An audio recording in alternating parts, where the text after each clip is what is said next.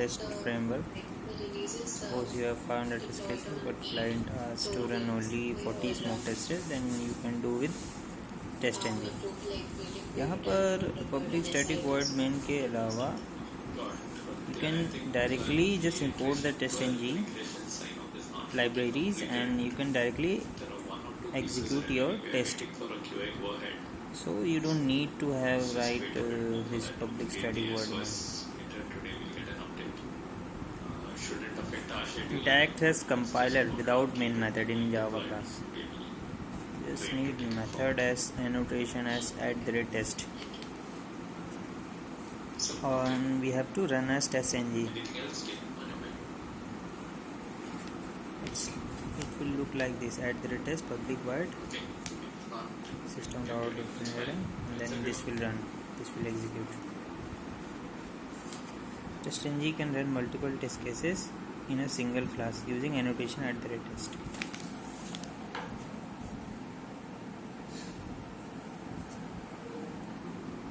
How do you differentiate two test cases? So यहाँ पर alphabetically order TestNG में चलता है, कोई भी जैसे मेथड नेम के से, या फिर first like the first test will be taken as will be execute first and the second test case will execute second, or it will run as alphabetically. कुछ टेस्ट केस एग्जीक्यूट करने हैं change. अगर if you just want to execute few test cases, then you have to convert your TestNG project to from properties and run as testng.xml. So from the XML file it will look like this: suit name, test name, class. Here you have to add your test cases in a single inside classes, and then you can execute your test case from the testng.xml. See, I have done the changes. What I did, I entered multiple classes inside classes node and then executed. If you want to exclude or include, then you have to enter like this: inside method, inside classes, inside class name. You have to write two nodes methods, and then inside you have to write exclude name equals to class name, and then close your node and run the testng.xml file. 100 test cases and client asks for to execute only 2 test cases. Then what you can do, you can write include. If you want to, out of 100 you can run only 2 test cases, then in that you have to write include and the test name methods. Assume that there are 30 test cases on mobile. You just want to execute only mobile test cases. Then what you have to write, just out of 10 cases you can exclude or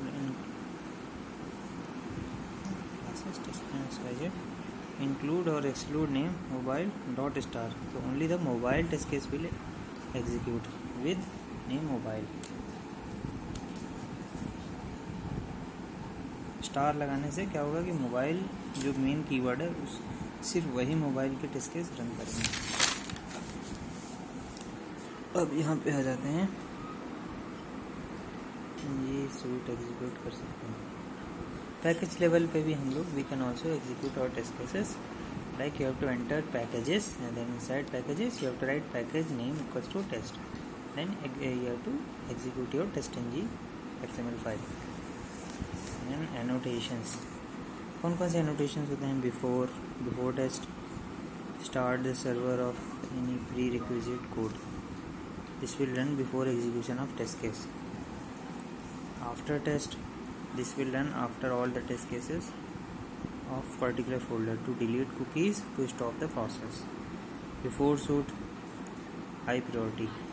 We run before suit before the execution of test folder. Use for environment setup. We get new URLs to start our testing in test environment. After suit, to close the environment. Then after test. and after all the test case executes in its folder, before method and after method. So we'll run before execution of method inside a class and after execution of method inside a class. Class level annotations are before class and before test, before class and before method, and rest are testng XML level, testng orders. Class level क्या है? Before class और before method. If your client wants to run multiple test cases of different classes, then you can use groups here. Group करें @test groups equals to group name like smoke and public void API test like this. Then inside test XML file you have to mention groups that will be between your suite and the test cases. So you have to write groups run and then include name equals to smoke. That's it. इस तरीके से testng test cases class name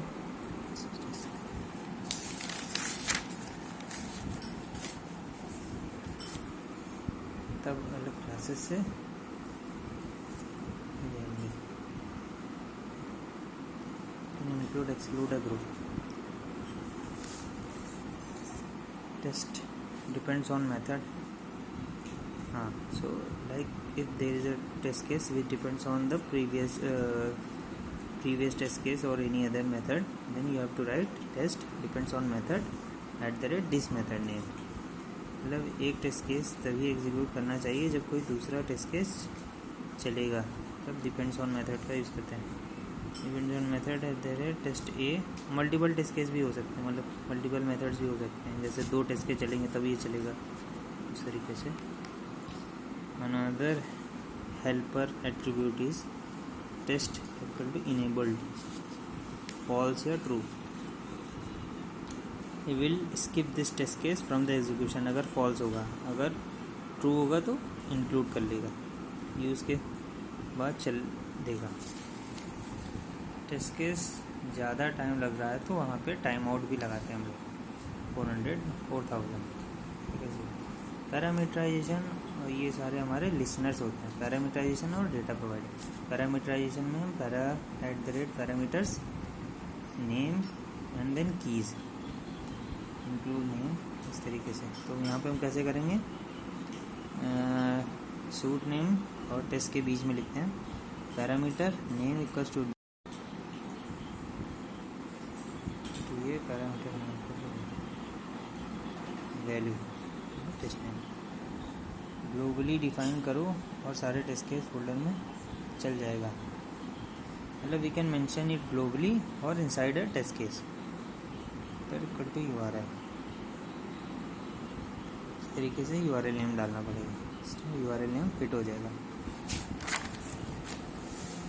suit level पे parameter हम तब define करते हैं जब global main website URL जैसे कि हो गया. ठीक है. Value equal to a.com. URL name उसका हमने डाल दी URL a.com हो गया. Test case test name ABC. Parameter name ये हमने इनसाइड टेस्ट केस भी डिफाइन कर दिया. ये हमने इस टेस्ट केस के अंदर भी डिफाइन कर दिया पैरामीटर. फिर टेस्ट URL डाल दिया और उसका ये URL है. इस तरीके से क्लासेस. फिर हमने मेन उसके अंदर क्लास के अंदर पैरामीटर URL. फिर test groups equal to smoke public static XYZ. अब क्योंकि URL है तो यहाँ पे हमने स्ट्रिंग पास कर दिया पैरामीटर और फिर इसको पास करा दिया. डेटा प्रोवाइडर एनोटेशन, जैसे मल्टीपल हमें कीज़ पास करानी है तो उसके लिए हम क्या करेंगे? एक ऑब्जेक्ट क्लास क्रिएट करते हैं अरे की, और वहाँ पर 2D एरे पास कराते हैं. और सेम डेटा प्रोवाइडर का हम लोग XML फाइल में भी मेंशन करेंगे.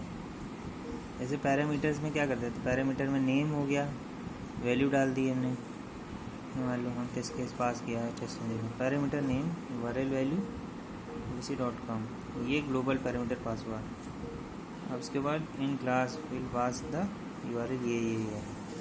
अब डेटा प्रोवाइडर कैसे हम क्रिएट करेंगे? अब मान लो बहुत सारा डेटा सेट है तो चेक करना है तब हम लोग @data provider से चेक करते हैं। क्लास के अंदर 2D अरे क्रिएट करेंगे इस तरीके से। Data provider public wide object, यहाँ पे पहले वाइड रहेगा बाद में ऑब्जेक्ट हो जाएगा क्योंकि हम रिटर्न ऑब्जेक्ट कराएंगे। जो ऑब्जेक्ट का मतलब ये डेटा जो होंगे सारे 0 0 0 1 1 0 1 1 2 0 2 1 इस तरीके से। तो 3, 2 का मतलब हो गया कि 3 रोज हैं और 2 कॉलम हैं, ठीक है। 2 वैल्यूज़ पास कराना है और @test, फिर हम जहाँ पे जिस भी टेस्ट केस में पास कराना है @test data provider equals to get data, ये हमने क्लास का नाम कॉल करा दिया यहाँ पे। Public void test method string value user ने पासवर्ड हिट हो गया। इस तरीके से हम एक क्लास के अंदर ही क्रिएट कर देंगे। अब लिसनर्स क्लास कराने के लिए हम आई टेस्ट लिसनर्स करके एक हम इंटरफेस को कॉल कराते हैं। इसके अंदर start stop pass fail, start stop start failure success failure, on failure पे जैसे स्क्रीनशॉट का कोड लिख दिया, स्किप्ड सक्सेस लिसनर्स का इस तरीके से हम लिख देते हैं class name test dot listeners. एक और क्लास कॉल करा देते हैं इस पैरेलल के लिए हम लोग क्या करते हैं, शूट के साथ ही हम पैरेलल डिफाइन कर देते हैं कि पैरेलल में हम suite name XYZ parallel test thread count 2, कितना 2 क्लासेस और टेस्ट, मतलब 2 टेस्ट केस पैरेलल रन कराना चाह रही है, 2 क्लास टेस्ट पैरेलल रन कराना चाह रहा हूँ। और फिर प्रोजेक्ट में रिफ्रेश कर लो, रिपोर्ट निकाल सकते हो टेस्ट ng.output से index.html।